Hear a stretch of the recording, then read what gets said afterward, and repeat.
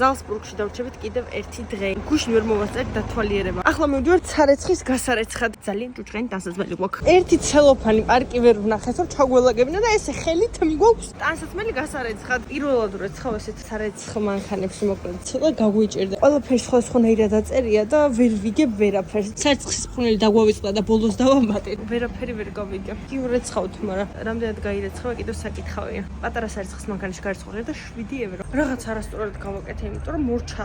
უკვე მორჩა რეცხვას 10 წუთში. მეორეჯერ მიწევს გარიცხვა, იმიტომ რომ პირველად არ გაირეცხა და ჩემი ბრალი იყო, მე შემეშალო. გავიგე უკვე მივხვდი როგორც არის. ახლა შევაგდეთ გასაშრობა და შრება. 32 წუთი გაშრობა და 5 ევრო. გაშრა როგორც იქნება. ძალიან კარგად გააშრა, ერთი ცალიც არ არის.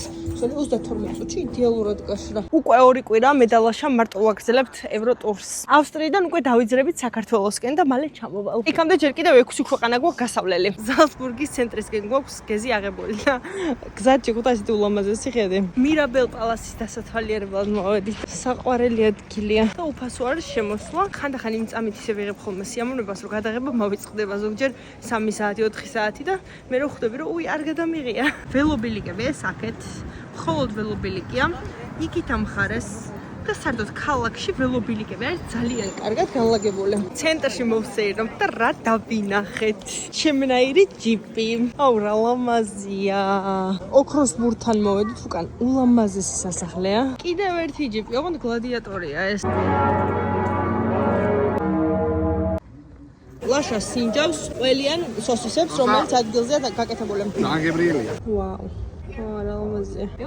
Ja, ასეთი ყავავი. ვაფლშია პირდაპირ ჩასხმული. გემრიელია. ბამბათაც მოვიდა. ხასრო დაინახავენ არ იყედიან. 10 ევრო მივეცე აი ამ ყავაში.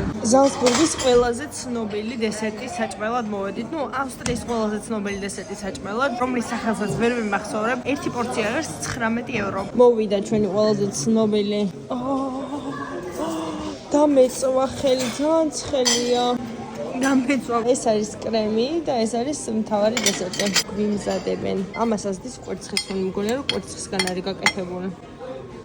როგორ ეს არის თანთალაკში. ესეთი გამოვიდა საბოლოოდ. კარგად კი გამოიყურება ისე. ომლეტის სუნიაზდის მე არ მიყვარს კვერცხი დესერტებში და იმედია არ იქნება ძალიან კვერცხის გემოთი. ისე რა. მტრისას.